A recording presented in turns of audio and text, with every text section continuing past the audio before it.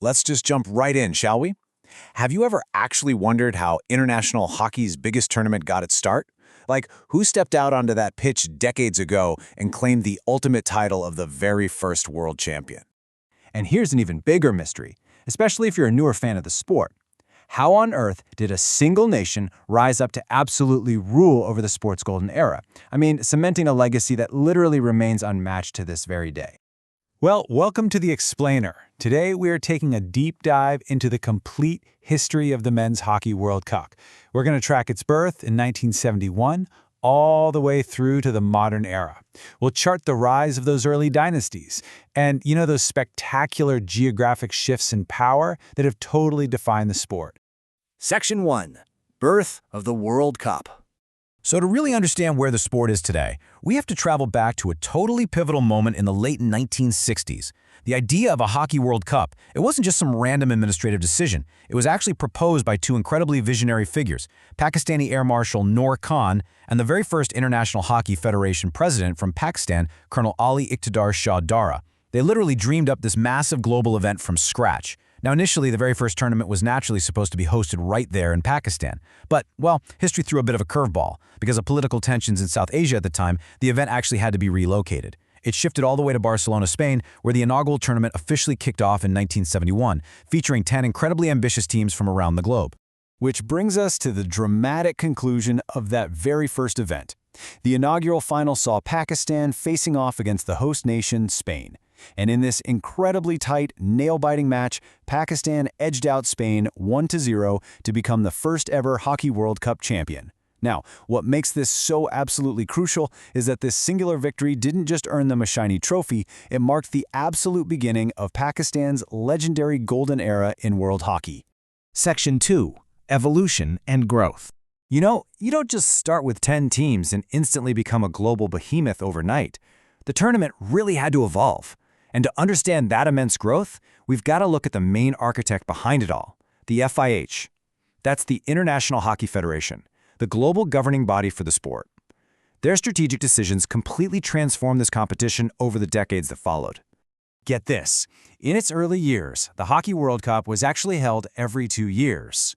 But the FIH realized pretty quickly that to build true global anticipation and prestige, they needed to mix things up. So from 1978 onwards, it shifted to a 4-year cycle.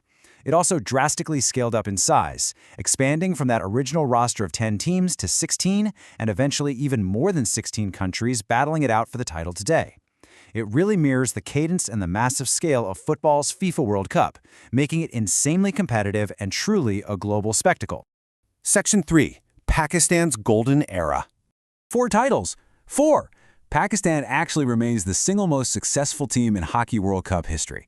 They claimed that inaugural cup in 1971, right? But then they completely dominated by winning again in 1978, defending it in 1982, and returning to the absolute top of the podium one more time in 1994. No way around it, they are still the only nation to ever reach this incredible milestone in the Men's Hockey World Cup. And look, you just don't build a dynasty like that without absolute legends out there on the pitch. Pakistan produced iconic players who literally redefined how the game was played. We're talking about the backbone of their total dominance. Guys like Hassan Sardar, Shahbaz Ahmed, Samiullah, and Islahuddin Siddiqui.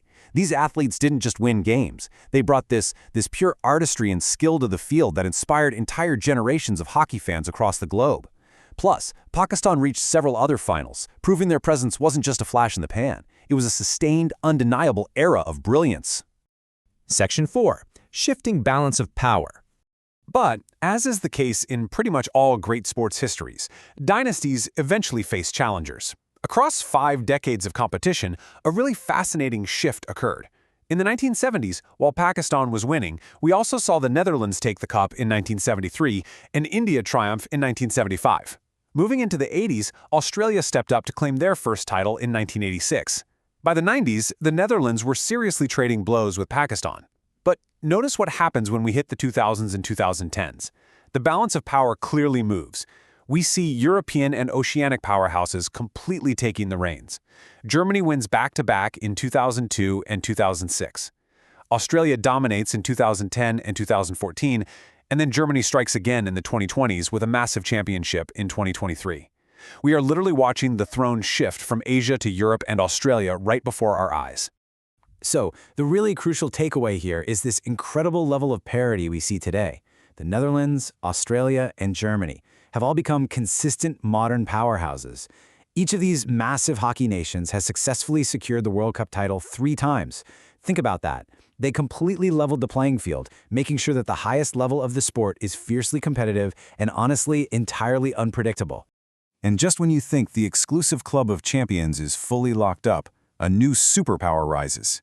In 2018, Belgium proved that history is still actively being written. They just exploded onto the global stage as a completely world-class team, battling their way to the absolute top to win their very first Hockey World Cup title.